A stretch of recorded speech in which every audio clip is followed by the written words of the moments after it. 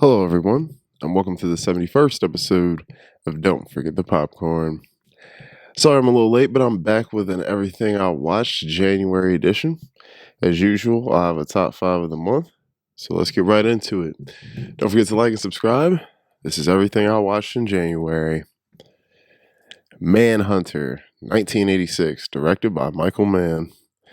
Whoa, this movie, man, I really wanted to watch this after watching Thief, which I really loved, and this one I really liked as well. It's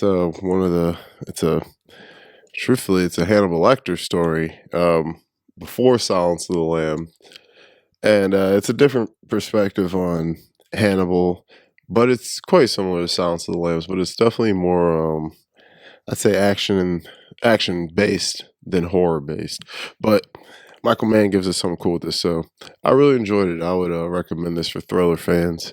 I'm gonna give Manhunter a 7.7 out of 10.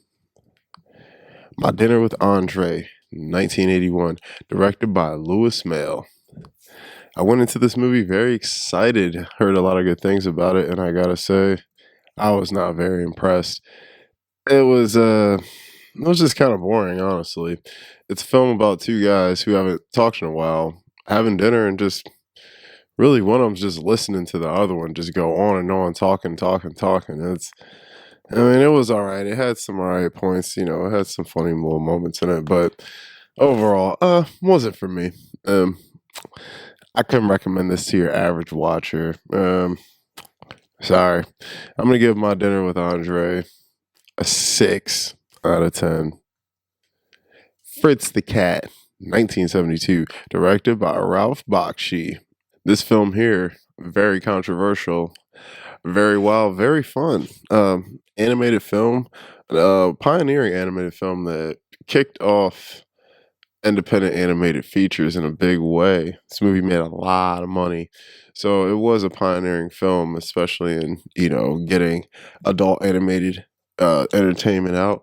Fritz the Cat, it's about a cat. It's basically told in 3 different segments about a cat as a college student, and he pretty much just gets himself into all kinds of trouble. This is not for kids. This movie is NC-17. There's some stuff in it, but for whatever reason, I really did enjoy this film. I thought it was funny. I thought it was very clever. Its satire was pretty cool. I'm gonna give Fritz the Cat a 7.5 out of 10, and I would recommend this to raunchy adult fans or raunchy adult animated fans. My Own Private Idaho, 1991, directed by Gus Van Sant. Now, River Phoenix, man, rest in peace. One of the better young actors that we lost way too soon. This film follows him. He plays a young prostitute who is kind of just on a mission to find himself. And him and Keanu Reeves, they go on kind of a self-discovery journey, and they both learn a lot about themselves. It's a fun movie, very interesting. I had a good time with it.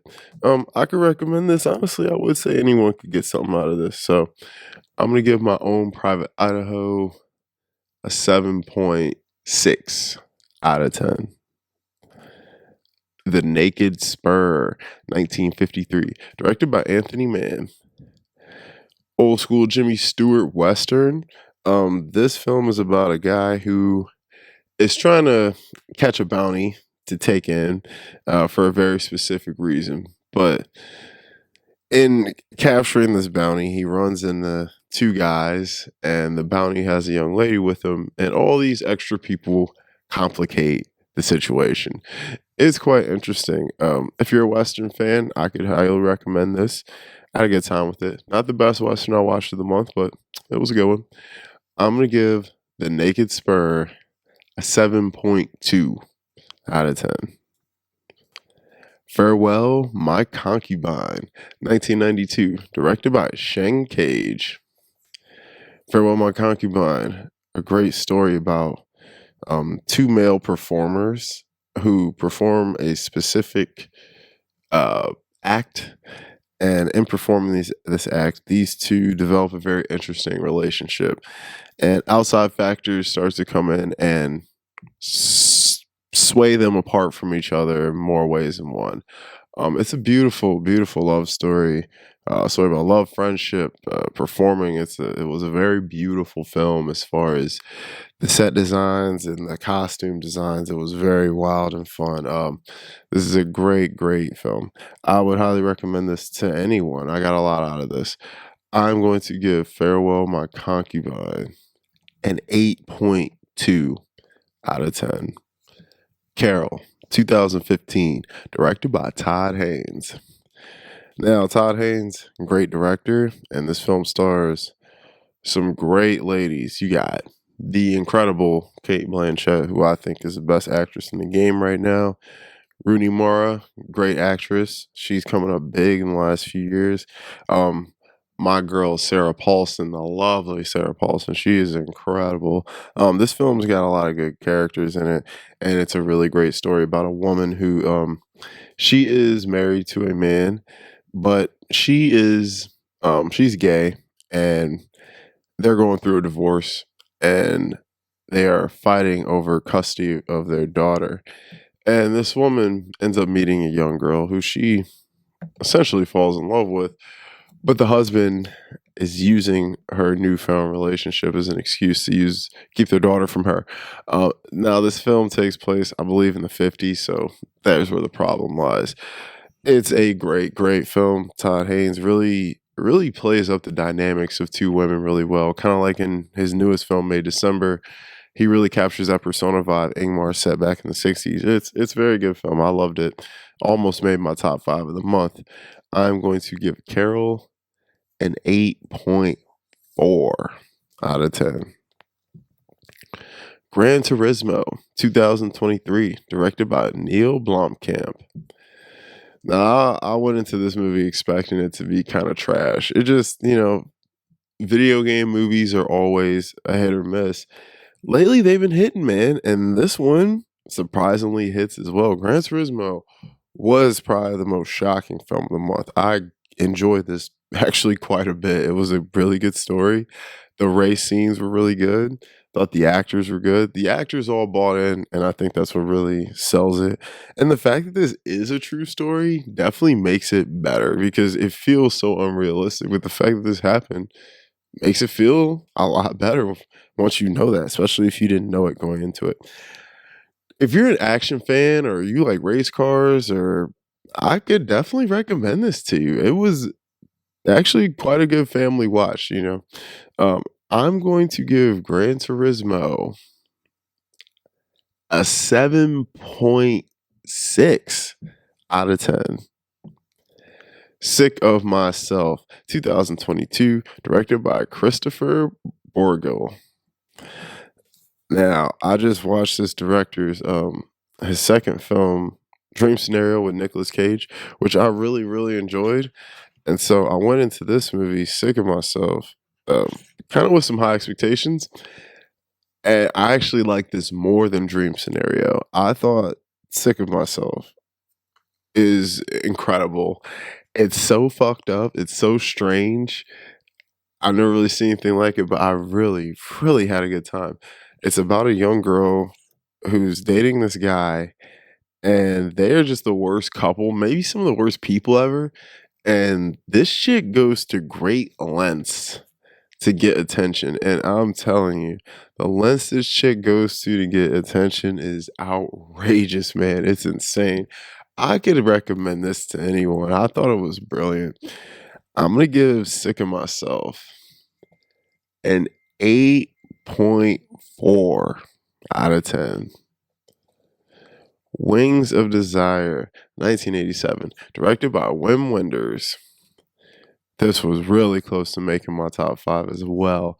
This film was absolutely beautiful, magical, incredible. It's about these angels who are going through life and kind of checking up on people of the world, and they kind of just explore and wander around. And one of the angels is very curious as to what it's like to be human. And he becomes human in a way and ends up getting close with a young woman he was observing. It's a really magical, beautiful fantasy story. It was really cool, very well executed. Wim Wenders is an incredible director, and this was, man, it was kind of hard leaving this off the top five. I could recommend this one to everyone. One of the best German films I've seen in a while. I'm gonna give Wings of Desire an 8.7 out of 10. The House That Jack Built, 2018, directed by Lars von Trier. All right, this is a controversial take here, but I thought The House That Jack Built was an absolute masterpiece. That's my own personal opinion. I know a lot of people had a lot of issues with this movie, and I can fully see why. I was so entertained during this movie. I laughed, I cringed, I did it all. I thought this was a very, very well crafted film, very beautifully artistically. Lars von Trier just has a style, man, and either you like it or you don't, and I'm just a fan of it. I don't know if I could recommend this one to everyone. This is a tough watch with some tough subject matter. It is a hard-nosed horror film. There are some parts, especially if you watch the director's cut. If you're squeamish, I will watch the theatrical cut because they are different. I did watch both of them. Yeah. But having said that, The House of Jack Built is a top five of the month for me. It would probably be five, but it's a top five. And I'm gonna give The House of Jack Built a 9 out of 10. 1001, 2023, directed by A.V. Rockwell. Beautiful, beautiful story about a young black woman who gets out of jail and goes on a mission to get her adopted son. And she does get him, and they essentially grow up together because she's a young mom. And this movie is beautiful. It was very well directed and very well acted. We get a great performance from the beautiful Tiana Taylor. She looks stunning in this movie. She was incredible. I was very impressed and blown away by her. Yeah, she should definitely be getting more recognition for this role than she is. I could recommend this to everyone. I'm gonna give 1001 an 8 out of 10. How to Blow Up a Pipeline, 2022, directed by Daniel Goldhaber, sorry. This film kind of came out of nowhere. I just found out about it, and I wanted to check it out. I really got a lot out of this film. It's about a very unlikely group of people who all get together to blow up a pipeline in a political statement. And they all have their own reasonings for wanting to do this. And that's what makes this film cool, is everyone is so different, but yet they all have a common goal, but they all are from completely different walks of life. Like, I thought that was the most clever part about it. It's a quite well crafted and put together story, and it does all work out and come together in the end. This is a film, though, I don't think everyone will like it because its style isn't really anything to marvel over, but I think the message is there. So I'm gonna give How to Blow Up a Pipeline a 7.4 out of 10. High Plains Drifter, 1974, directed by Clint Eastwood. Man, this movie is insane. One of the craziest westerns I have ever seen, and I don't know how I am just now seeing this. High Plains Drifter, I'm looking at Clint Eastwood all kinds of different, in good and bad ways. You see Clint do some stuff in the beginning of this movie you just aren't used to seeing him do in movies at all. But I really like the risk that Clint took here. This movie is badass, yo. A gunslinger, fun time, simple story, but man, the execution is crazy, man. This movie my jaw was open quite a bit watching this Western. This for me is a top five of the month, man. I love this movie. So I definitely recommend High Plains Drifter to Western fans, action fans. Just, check this joint out. I'm going to give High Plains Drifter a 9.2 out of 10. They Clone Tyrone, 2023, directed by Joel Taylor. They Clone Tyrone, man. You got a great cast here: John Boyega, Jamie Foxx. Unfortunately, I can't remember the young lady's name who's with him. She was very good. I need to remember her name because she's somebody to watch out for. They Clone Tyrone was fun. I thought it was funny. Jamie Foxx, hilarious. John Boyega played his role very, very well. I thought this was a good little sci-fi mystery film. It's got some holes in it, of course, but overall, I really enjoyed it. Actually, I thought I laughed a lot. I was very intrigued by the story. I thought it was a fun time. I would suggest this to anyone, man, especially if you're a fan of like blaxploitation films. Definitely, I'm gonna give They Clone Tyrone an 8 out of 10. Above the Rim, 1994, directed by Jeff Polak. Now, Above the Rim, I had seen this movie before, actually a few times when I was younger, but it has been a long time. And I was doing I did a video of the best hood films of all time, and I'll link that below if you're interested. So I had to brush up on a couple hood films. This was one of them. Above the Rim, it's a fun time. Great movie. You got Tupac, Leon, freaking Dwayne.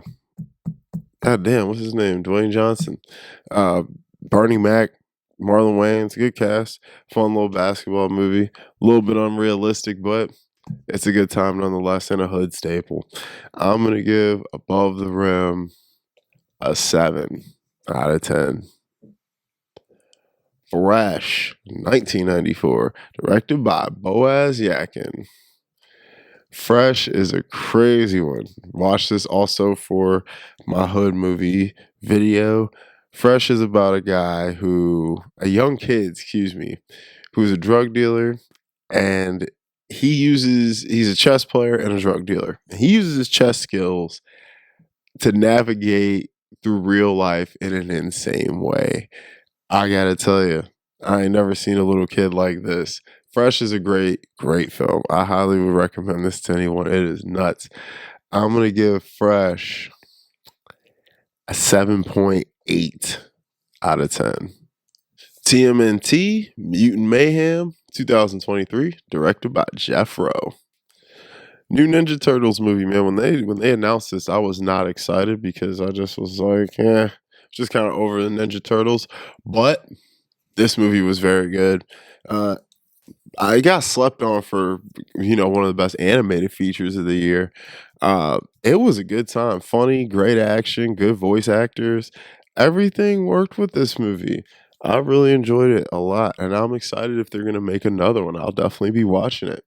So I'm gonna give TMNT Mutant Mayhem a 7.8 out of 10. Close Up, 1990, directed by Abbas Kiarostami. Close Up was a very good film. It's about a guy who he's on trial for essentially fraud for pretending to be a director of a film in I believe it's Persia. And he kind of infiltrates his family and ends up swindling them, but not in a slimy greaseball kind of way, like more in a admirable kind of way. It's really weird. You have to watch it to understand what I'm talking about. But this film was actually in a weird way. It's almost like a documentary, but in a weird way, it was quite beautiful. I'm gonna give Close Up an 8.2 out of 10. I, Robot, 2004, directed by Alex Proyas. I, Robot, it's a fun time. It's a popcorn flick, but I, Robot feels far more relevant now than it did in 2004. I don't think it's the best movie ever, not even close to the best Will Smith movie, but this film, with its relevance to today and the way AI is kind of taking over in technology and they're starting to threaten our society, this is a film that everyone should probably watch today and gear up for what the future may hold for us. So I'm going to give I, Robot a 6.8 out of 10. But on a relevant scale, I'm going to give it an 8.5 out of 10. She Wore a Yellow Ribbon, 1949, directed by John Ford. Throwback John Ford and John Wayne movie. She Wore a Yellow Ribbon.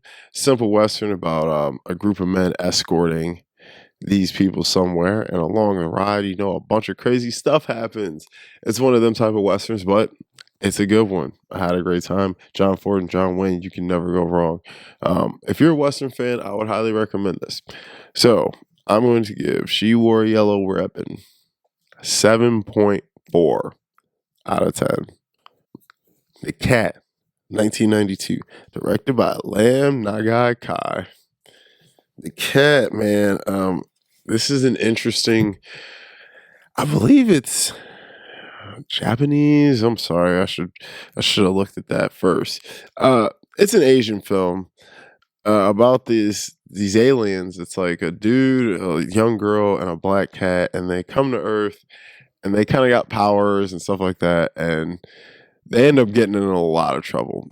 It's a weird, like almost like a horror film, but oddly enough, it was entertaining. It was strange. I don't know. It's hard. It's really hard to explain. It's just something you have to watch.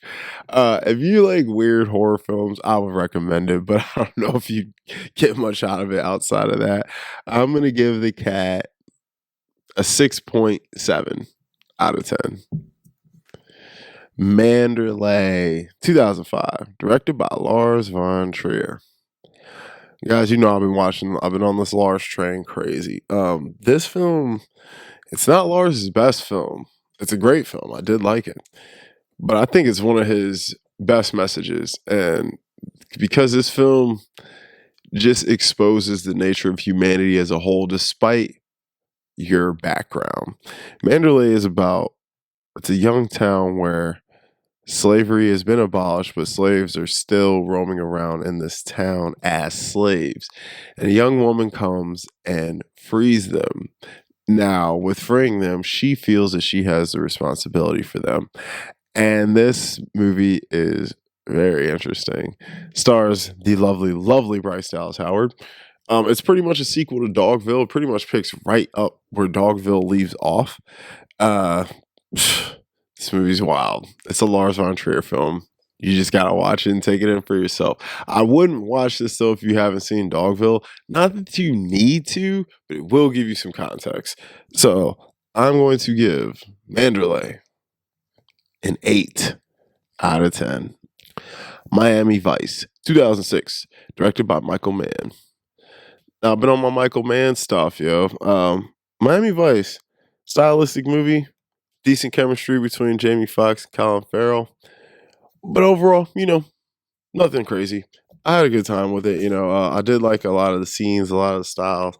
But overall, it's not doing nothing new. If you never saw it, it's not one you need to see. But a lot of people really like this movie. It's got a pretty strong cult following these days. And I understand that. So I'm going to give Miami Vice a 6.7 out of 10. Arthur, 1981, directed by Steve Gordon. Now, this is the original Arthur, not that Russell Brand remake. Now, I never even saw that, but it looked pretty bad. This movie is not bad. I really, really like this movie. Arthur's about a rich guy who he's a playboy. He's drunk. He does whatever he wants. But his dad is threatening to cut him off if he doesn't marry a certain young woman. He ends up meeting Liza Minnelli, who he, of course, falls in love with because she's lovely and beautiful. And, obviously this is threatening, his success or his threatening his inheritance. So there's that conflict in there. This movie is just a fun time, man. It's a fun little comedy romance story. I mean, Liza Minnelli in anything is always going to make it a whole lot better. So she really kicks up this movie a lot. I had a great time with it. I could suggest this to anyone. I'm going to give Arthur a 7.6 out of 10. Winter Light, 1963, directed by the GOAT, Ingmar Bergman. Ingmar Bergman, I don't know, man. Something with this dude, he's just so damn talented, man. He just knows how to make a good film with very minimal things. Another film shot on his island, nothing crazy, black and white. It's about a priest, who, sorry, not a priest. He's a pastor, and he's he's struggling with a lot of his own demons in his life, mostly with the loss of his wife, and he's failing a lot of the people in his life that he should be helping because he's not in the right mindset to be helping people.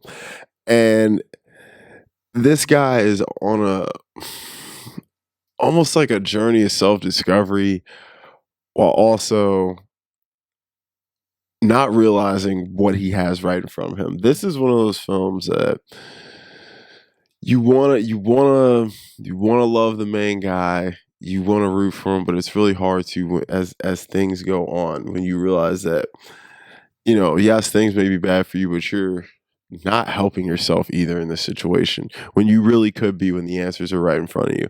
I don't know, I don't wanna give too much of this movie away. It is a top 5 of the month for me. I absolutely adore this movie. Ingmar Bergman is just so incredible. I'm gonna give Winter Light a 9.2 out of 10. 40 Guns, 1957, directed by Samuel Fuller. 40 Guns, a Western with my girl Barbara Stanwyck.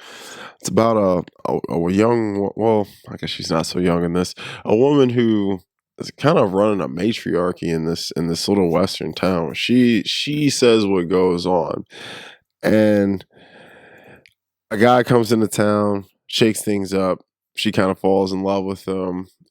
Some things get crazy at the end. Typical Western tropes, but it was very good, very entertaining. Had a lot of fun with it. Barbara Stanwyck said a line in this film that it just sticks in my head. It's been in my head since I watched it. And the line was, "I was born upset." And I just keep coming back to that line in my head. I don't know why. So this movie's been sticking with me for the last couple weeks. I'm going to give 40 Guns a 7.7 out of 10. Rustin, 2023, directed by George C. Wolfe. Now, of course, I had to watch this movie, because Rustin's up for an Oscar. Well, Coleman Domingo's up for an Oscar. And I had to see his performance. And let me tell you, this man deserves this Oscar nomination. He was incredible in this film. I never seen nothing like it from him, man. I didn't know he had this in him. He's always been a good actor, but man, he was really, really sensational in this movie. He made the film. He's the reason this thing works and goes. Without him, this movie would have been very, very mediocre to below average. But he elevated the film to the point where I actually enjoyed it. I'm going to give Rustin a 7 out of 10. But I'm going to give Coleman Domingo's performance like a 9.5 out of 10. He was incredible. Tokyo Twilight, 1957, directed by Yasujiro Ozu. Y'all know I love me some Ozu. Another great family drama from Ozu, Tokyo Twilight. Another film that's just tragic.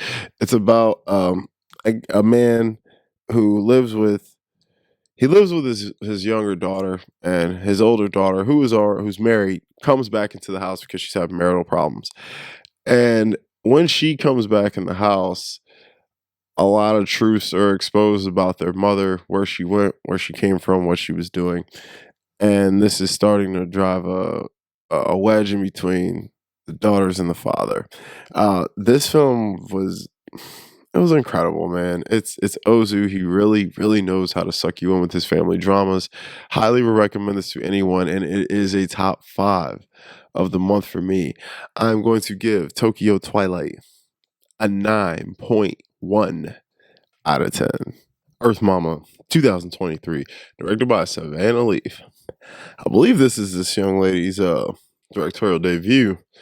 Earth Mama was, when I watched it, I was enjoying it, but it didn't really hit me until after I watched it.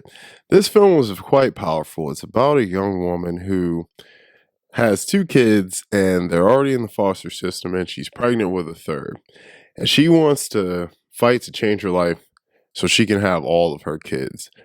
Well, life don't always go that way. This film is quite touching, and it's very real feeling. It's almost got a documentary feel to it. I was impressed with what this director was able to pull off. It's a minimal film. There's not a ton of dialogue. There's not a lot happening in this film, but you feel every moment and emotion going on in this film, and I think that's where the beauty of it lies. I'm very curious to see what this director puts out next. I'm gonna give Earth Mama a 7.5 out of 10. The Full Monty, 1997, directed by Peter Cattaneo. Full Monty, man, was a huge success back when it came out in the late 90s. Watching it again, it still holds up, man. I saw this back in the day, but it has been, 20 years since I've seen this movie. It's hilarious. Funny British movie about a group of guys who need money, so they start stripping in order to make ends meet. And it's just a good time comedy, nothing too crazy, nothing to write home about, but you will have a good time with it. I'm going to give The Full Monty a 7.4 out of 10.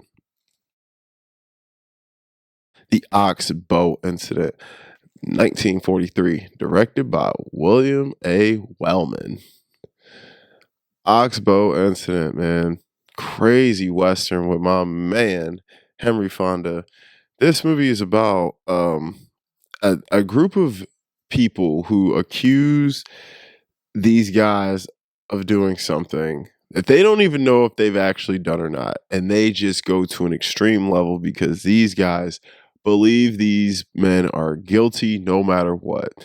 And it's just one of those films where you go through it and you hear everyone's side. And by the end, when you see what's really going on, you're just like, tisk, tisk, tisk. Great film. I thoroughly enjoyed this. Very well written. I'm going to give the Oxbow Incident an 8 out of 10. Western fans, definitely watch that one. Bad Times at El Royale, 2018, directed by Drew Goddard. This film, man, crazy enough, I hadn't even heard about this thing. I just saw it. I was looking at something, I saw it. It looked very interesting. I like the style from the images I saw. So I said, let's watch it. I had a great time with this. You get a great performance from Jeff Bridges, great performance from Dakota Johnson. The black chick in here who she plays Harriet now in the Harriet Tubman movie, she was really good.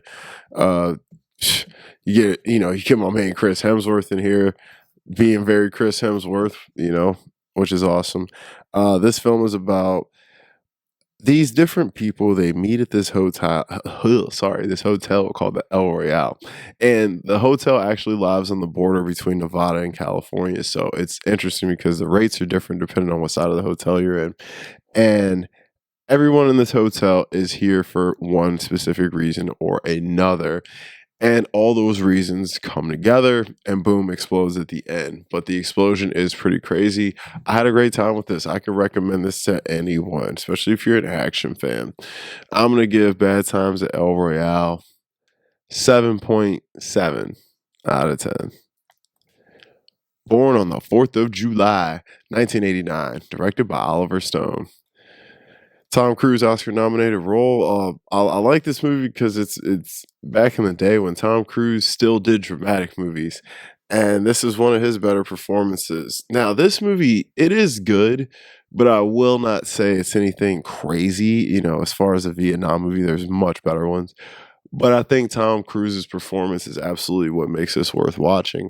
I think Oliver Stone, he might have won Best Director for this or was nominated, which I get. But if he did win, I don't remember. If he did win, I don't know if it's that great.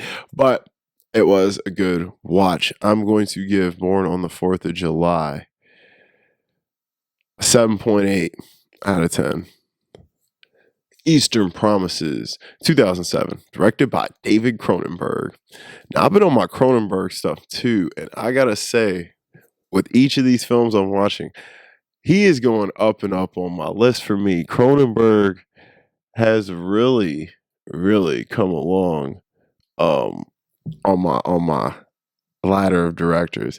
This film was very good. Eastern Promises, man. Viggo Mortensen, Naomi Watts, Vincent Cassel. We got some good stars in here. It's about a group of Russian guys in the UK, in London, who are they're doing their thing, crime guys, and one of the guys is kind of trying to he's undercover and he's trying to infiltrate this Russian mob. And bro, he is just badass going about it in the craziest way. And it's a lot of moving parts in this film. It's a lot to explain in a quick summary. But all I gotta say is it is a fun ass time. It's a little wild. Might offend you at points. They say some crazy stuff in here, but I had a good time with it. I recommend Eastern Promises to anyone. I'm going to give Eastern Promises an 8 out of 10. Wild at Heart, 1990, directed by David Lynch. We got young Laura Dern and young Nicolas Cage in this fun little romantic thriller. Nicolas Cage and Laura Dern are in this film dating, and they're kind of on the run because Nicolas Cage has done some crimes, and Laura Dern's mom's looking for him, and the world kind of doesn't want these two to be together, but they're heavily in love. And it's just a wild time ride. First of all, I love Laura Dern in this movie. She looked incredible. I didn't know Laura Dern was such a pretty woman. I didn't realize it. I guess it just clicked when I was watching this. She was great, giving a great performance. Nicolas Cage giving a pretty good performance, as usual. Nicolas Cage is my guy. This is a fun film. It's a David Lynch film, so it's going to be a little wacky and weird.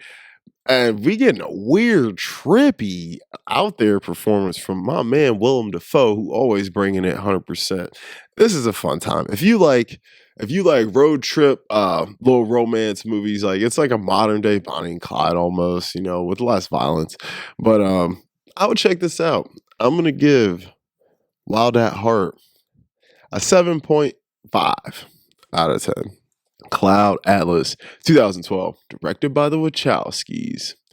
I'm going to keep this brief because this movie, we could talk about this movie all day long. Cloud Atlas is a very well edited film that follows essentially one story broken up into a whole bunch of stories.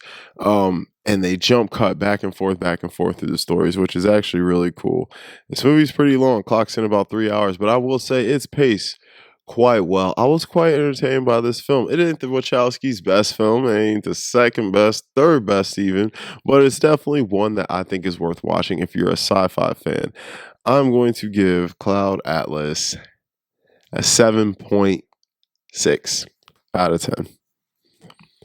Sawdust and Tinsel, 1953, directed by the GOAT, Ingmar Bergman. I'm always watching Ingmar films, guys. He's got a lot of them, and they're all good, so who cares? Sawdust and Tinsel, another great film. It's about a guy who's in the circus who has a lover on the road, but it is time for him to go back to his wife and kids.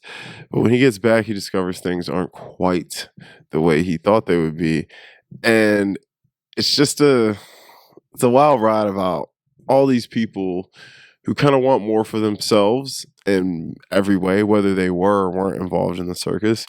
And, it's just one of those magical Ingmar dramas that really capture the essence of the human desires, human wants, emotions, selfishness, greed, all of that.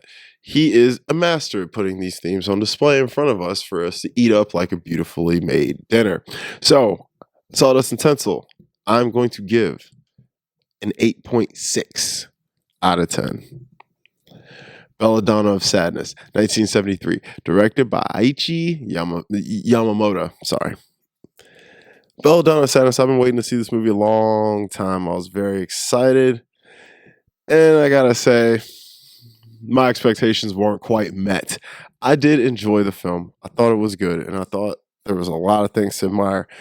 At times, the art direction was incredible. At times, I didn't like it all the time. At times, the score was incredible. At times, I didn't like it all the time. The story was okay. I expected a stronger narrative, but whatever. I did have fun with it. I took the message away, and I got what the film wanted me to get out of it. So, having said all that, I could recommend this to deep anime fans, but I don't think it's one for everybody. And I'm sad to say that because I really wanted to love this movie. But I'm going to give Belladonna a Sadness a 6.8 out of 10. California with a K, 1993, directed by Dominic Shawn. Old school. Brad Pitt, Juliette Lewis, David Duchovny. It's about a serial killer who ends up going on a road trip with a guy who writes about serial killers, and it gets wacky and wild along the way. We get a trippy, wild performance from Brad Pitt, an adorable performance from Juliette Lewis. They had great chemistry. I believe they were dating at the time when they did that movie, but I believe they broke up right after. California is a fun thriller. Great 90s movie. One of the more underrated Brad Pitt movies. I would definitely check this out if you haven't seen it. It's definitely worth watching. I'm going to give California a 7.2 out of 10. Wonka, 2023, directed by Paul King. Now, Paul King has directed some of the best kids' movies in the last few years, and Wonka is one to add to the list. Wonka was good.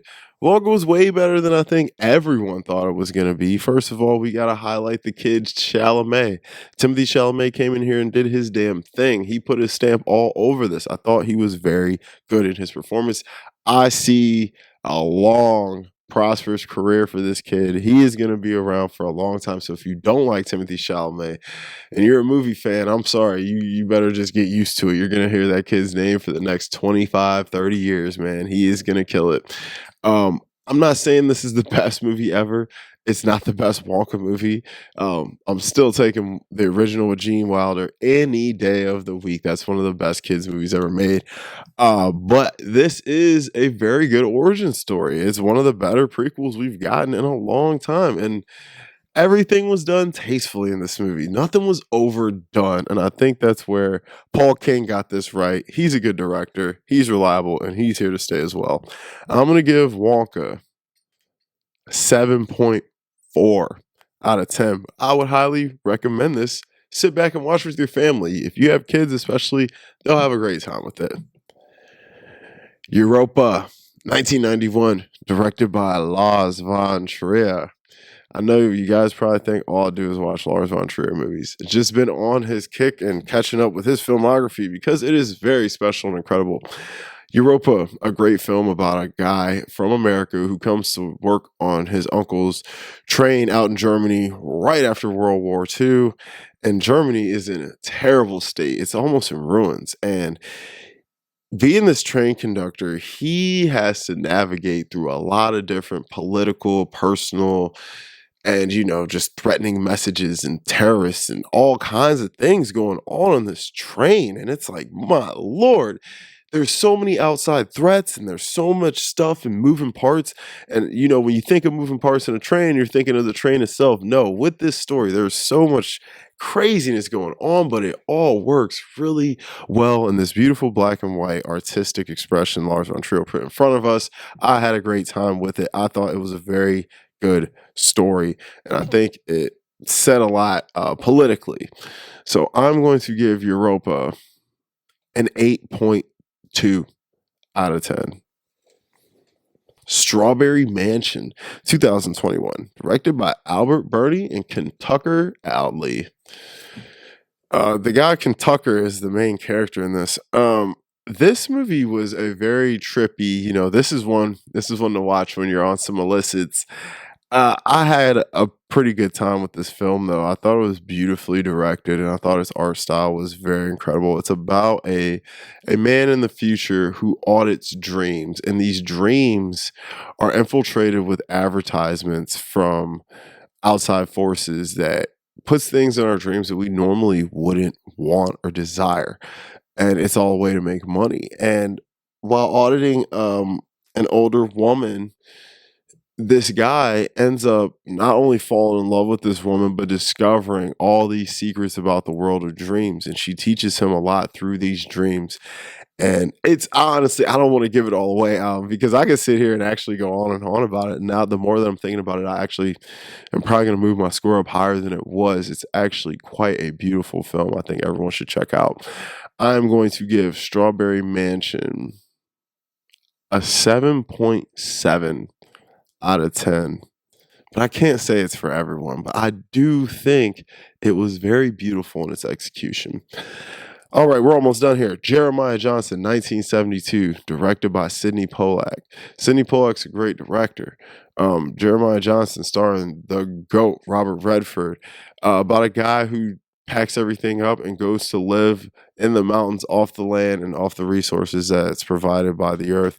And in doing so, he meets a lot of people, grows a lot, learns a lot, and ultimately has to survive everything that's thrown at his way. It is a bang 'em up Western, a fun time.